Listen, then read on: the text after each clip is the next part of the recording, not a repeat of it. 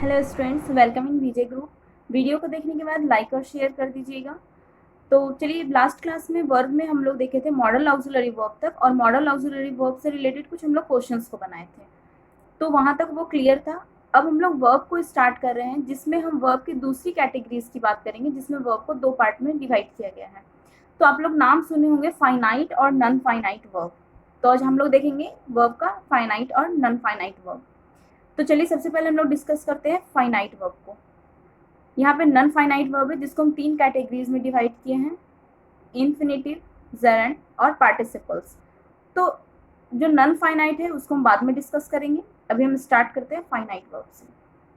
चलिए, तो हम लोग स्टार्ट करते हैं। फाइनाइट वर्ब होता क्या है एक्चुअली?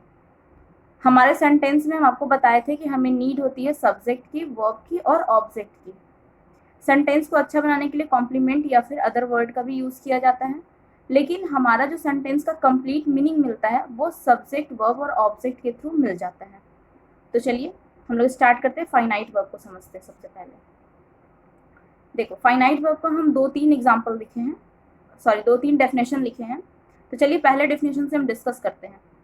तो हम आपको बताए थे कि अगर हम लोगों को कोई भी डेफिनेशन समझना होता है तो एग्जाम्पल के थ्रू चलेंगे तो ज़्यादा बेटर हम लोग समझते हैं, है ना। तो चलिए, पहले हम लोग थोड़ा सा देख लेते हैं। जो फाइनाइट वर्ब होता है हमारा, वो तीन तरह से हम लोगों को एक्सप्लेन करता है सेंटेंस को। हमारे सेंटेंस को तीन तरह से एक्सप्लेन करता है। पहला हो गया नंबर, पर्सन, जेंडर, ठीक है। और इन तीनों में से हमें पता चलता है टाइम। तो टाइम जैसे ही आता है, बच्चे हम लोगों के दिमाग में आ जाता है क्या? टेंस। तो यहाँ पर भी वही है, टाइम का मतलब है टेंस, ठीक है। चलिए, स्टार्ट करते हैं। एग्जाम्पल देखेंगे। तीन एग्जाम्पल हम यहाँ पे लिखे हैं, ठीक है।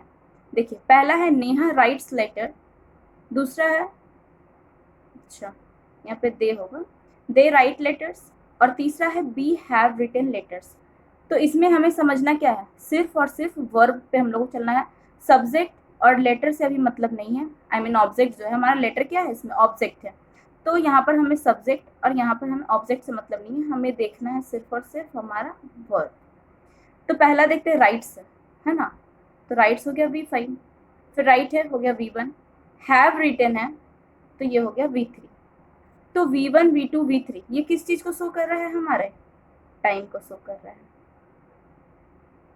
मतलब जो हमारा वर्ब है फाइनाइट वर्ब, वो नंबर, पर्सन, जेंडर और टाइम को शो करता है। तो जो हमारा पहला एग्जाम्पल 3 लिखा हुआ है वो हमारे टाइम को शो कर रहा है, ठीक है। अब आगे बढ़ते हैं, हम लोग आगे देखेंगे।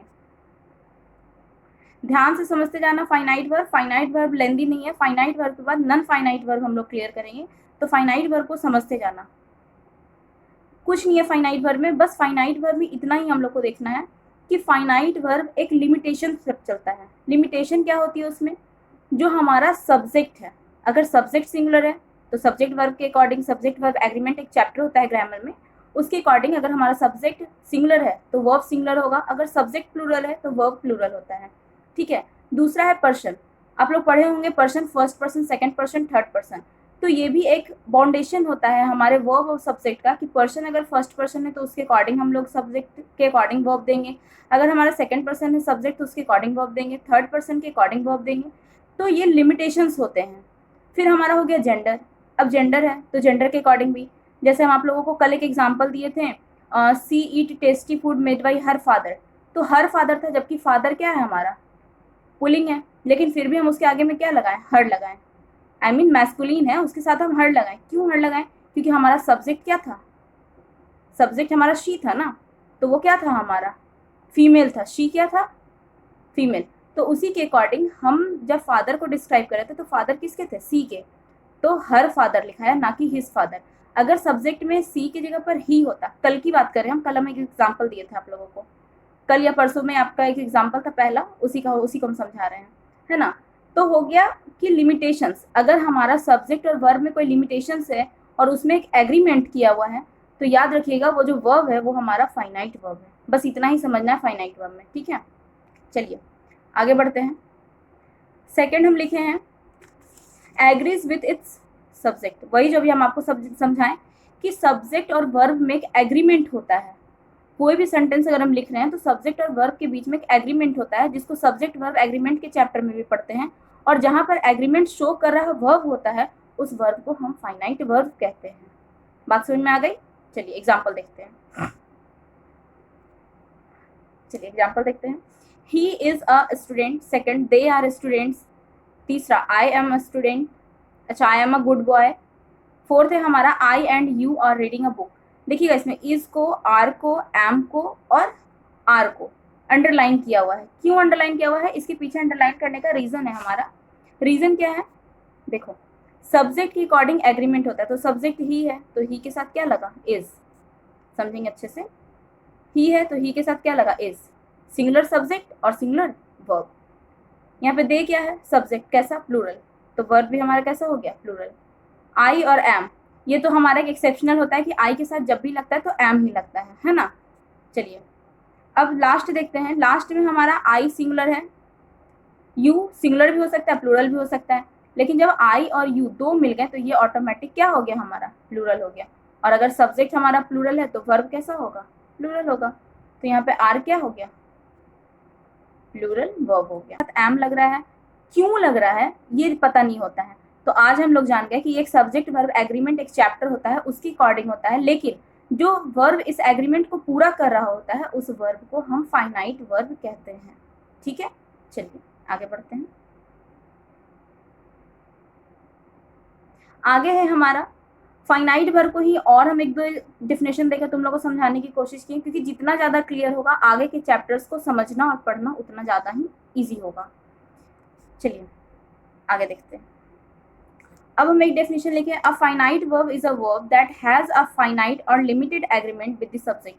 ये सब कुछ हम आपको ऑलरेडी समझा चुके हैं, बस हम यहाँ पे इसको टेक्स्ट के फॉर्म में लिख दिए हैं ताकि आप लोग अगर कॉपी में लिखना चाहो, नोट डाउन करना चाहो तो ईजिली कर सको। चलिए नेक्स्ट हम लिखे हैं कि ये जो हमारा लिमिटेशन है, बार बार लिमिटेशन की बात कर रहे हैं कि सब्जेक्ट वर्ब के बीच में एक लिमिटेशंस होते हैं, सब्जेक्ट वर्ब के बीच में एक एग्रीमेंट होता है। तो ये जो हमारे लिमिटेशंस और एग्रीमेंट होते हैं ये कौन से पैरामीटर पर डिस्क्राइब किए जाते हैं, कौन से पैरामीटर पे ये डिफाइन किए जाते हैं, वो हम लोग देखेंगे। तो इसको जो डिफाइन किया गया है, मतलब जो हमारे लिमिटेशन फिक्स्ड लिमिटेशंस हैं उसे 3 पैरामीटर्स पर डिवाइड किया गया है, 3 पैरामीटर्स पर उसको डिस्क्राइब किया गया है। कौन कौन है, किस तरह से है, ये हम लोग देखते हैं। तो हम बार बार आपको बोल रहे हैं कि टाइम होता है, पर्सन होता है, नंबर होता है ना। तो टाइम जैसे ही होता है तो वो क्या हो गया हमारा? टेंस। पर्सन हो गया और नंबर हो गया।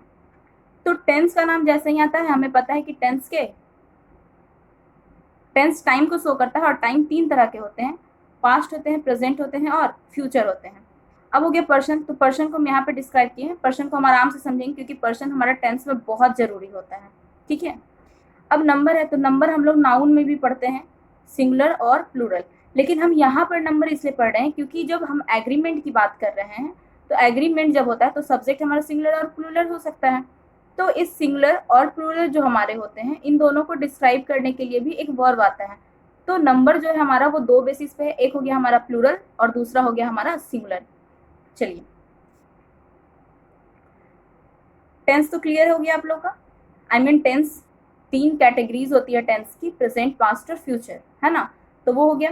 लेकिन यहाँ पर देखो टेंस को हम पढ़ने नहीं जा रहे अभी, है ना। टेंस को अभी हम लोग नहीं पढ़ेंगे क्योंकि टेंस खुद में ही एक बहुत ही लेंदी चैप्टर होता है। जब हम लोग क्लियर कर लेंगे जो पार्ट्स ऑफ स्पीच के इंपॉर्टेंट पार्ट्स होते हैं, जब वो सारा डिस्कस हो जाएगा, जब हमको लगेगा कि हाँ अब आप लोग टेंस सीख सकते हो, देन हम टेंस आपका स्टार्ट करेंगे, है ना। तभी जो छोटी छोटी बेसिक सी चीज़ें जो टेंस में नीडेड होती हैं उसे हम लोग देखेंगे और ध्यान से समझेंगे। चलिए, तो पर्सन एक बहुत ही इंपॉर्टेंट रोल प्ले करता है हमारा टेंस में। ठीक है, तो पर्सन को ध्यान से समझेंगे, और भी कुछ हम इसमें डिस्कस करेंगे तो समझेंगे ध्यान से। ठीक है, देखिए समझाने के लिए आप लोग को नीचे में इतना स्पेस दिए हैं। चलिए, तो सिंगुलर है हमारा और प्लूरल है पर्सन, है ना। सॉरी, नंबर है हमारा सिंगुलर और प्लूरल। अब यहाँ पे फर्स्ट पर्सन, सेकंड पर्सन और थर्ड पर्सन है। तो फर्स्ट पर्सन का सिंगुलर आई, प्लूरल बी, सेकंड पर्सन का यू, सिंगुलर भी और प्लूरल भी।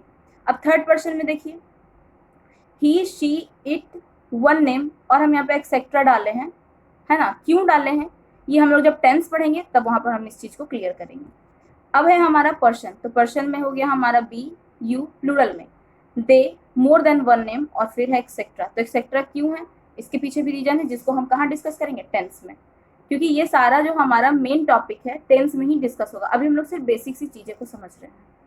चलिए अब हम लोग थोड़ा सा लास्ट क्लास में जाते हैं। तो लास्ट क्लास में याद होगा आपको कि हम डूइंग वर्ब, हैव वर्ब और टू बी वर्ब के बारे में पढ़ाए थे, जिसमें हम आपको बताए थे इज एम आर होता है, हैज़ हैव होता है, हैड होता है, डू होता है, डज होता है, ये सब सारा चीज़ हम आपको बताए थे। और उस टाइम पे हम आपको ये भी बताए थे कि ये फर्स्ट पर्सन के साथ लगता है, ये थर्ड पर्सन के साथ लगता है। लेकिन उस समय हम फाइनाइट वर्ब नहीं पढ़ रहे थे, इसलिए हम उसको ज़्यादा क्लियर नहीं कर पाए थे। तो यहाँ पर थोड़ा सा हम लोग देखेंगे और समझेंगे। देखिए हैज़ और हैव ये हमारा थर्ड पर्सन के सिंगुलर के साथ आता है। तो थर्ड पर्सन का सिंगुलर हो गया हमारा ही, शी, इट और वन नेम। मान लेते हैं अगर नेम में सीता रहा, अब ही शी तो है ही, तो सीता अगर रहा तो हैज हैव में से क्या लगेगा, हैज लगेगा। लेकिन अगर वही यहाँ पर सीता एंड गीता हो गया तो ये क्या हो गया, प्लूरल, और प्लूरल के साथ क्या लगेगा, हैव। थर्ड पर्सन ही क्यों ना हो, अगर वो प्लूरल हो गया तो हैव लगेगा। ठीक है, बात क्लियर है। अब हैज, हैव और एक आता है हमारा हैड। तो हैड का कोई इशू नहीं है, हैड हमारा पास्ट में लगता है, पास्ट के परफेक्ट में। तो ये सब चीज़ें हम लोग समझेंगे बाद में, ये देखना नहीं है। अब हम लोग आगे देखते हैं। आपका था डू और डज। तो जहाँ पर आपका हैज़ यूज़ हो रहा है और हैव यूज़ हो रहा है, ठीक है, फिर से देख लेते हैं।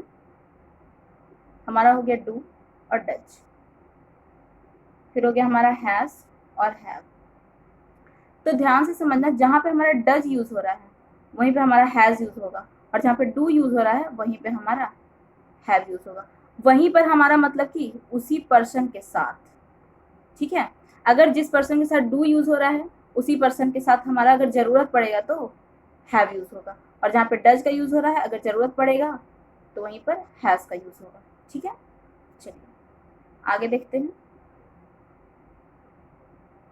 अब देखो, जो तुम लोग को हम अभी तक समझाएं वो हमारा लिखा हुआ था डेफिनेशन के फॉर्म में, लेकिन अब तुमको हम फिगर के फॉर्म में समझा रहे हैं ताकि ज़्यादा समझ में आए। ठीक है, ध्यान से देखना।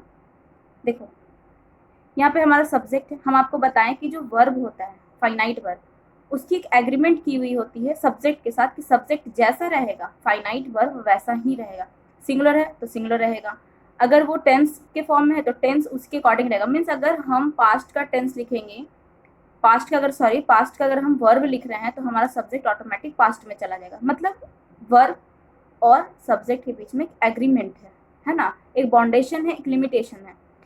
तो किस किस पैरामीटर पे वो लिमिटेशंस हैं वो हम देखेंगे। तभी हम आपको बता दिए ऑलरेडी कि टेंस होता है, पर्सन होता है और नंबर होता है। तो नंबर में सिंगुलर प्लूरल हो गया, पर्सन में फर्स्ट सेकंड थर्ड हो गया, और टेंस में प्रेजेंट पास्ट और फ्यूचर हो गया। तो अब उसी पैरामीटर को हम थोड़ा सा डिस्क्राइब करते हैं। पहला है हमारा verb change as per tense, पहला है ना, तो है आई प्ले क्रिकेट एवरीडे, दूसरा है आई प्लेड क्रिकेट एवरीडे।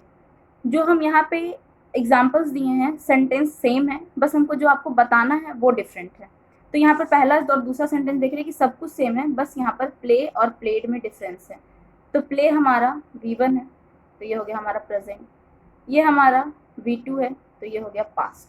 अब बोलोगे कि मैम प्लेड प्लेड प्लेड होता है तो आप इसको V2 ही क्यों बोली, V3 क्यों नहीं बोली?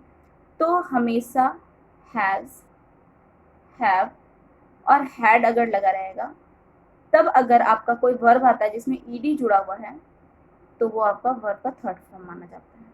ठीक है, अगर आपका हैज़, हैव और हैड नहीं आ रहा है और किसी वर्ब के साथ ईडी लगा हुआ है और वो सेकंड और थर्ड फॉर्म में दोनों में आता है तो आप उसको सेकंड फॉर्म ही मानेंगे। लेकिन अगर हैज़, हैव, हैड के साथ आता है हमारा ईडी लगा हुआ वर्ब तो वो हमारा थर्ड फॉर्म हो जाएगा वर्ब का।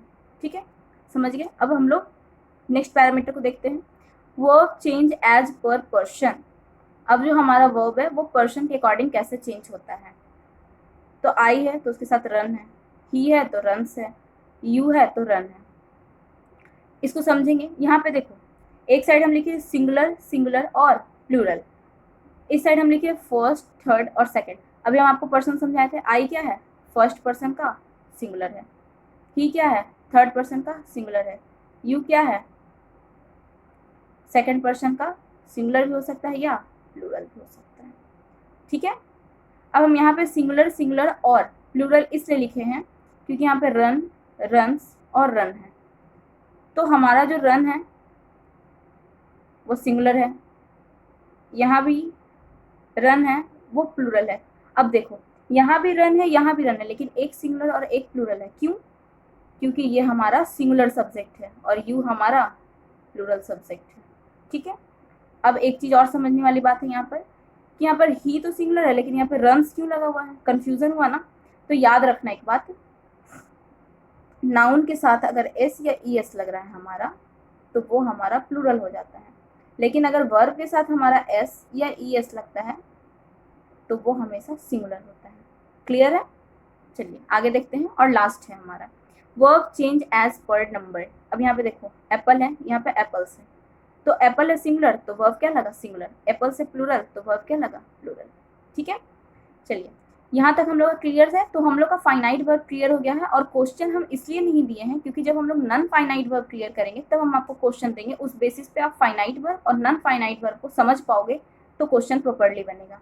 तो ये जो आपका जो भी आज का कंटेंट है उसको कॉपी में लिख लोगे, अच्छे से पढ़ोगे, और रिलेटेड क्वेश्चन बुक से अगर बनाना चाहते हो, देखना चाहते हो कि समझ में आया नहीं, तो आप उसके थ्रू देख सकते हो। ठीक है। Thank you.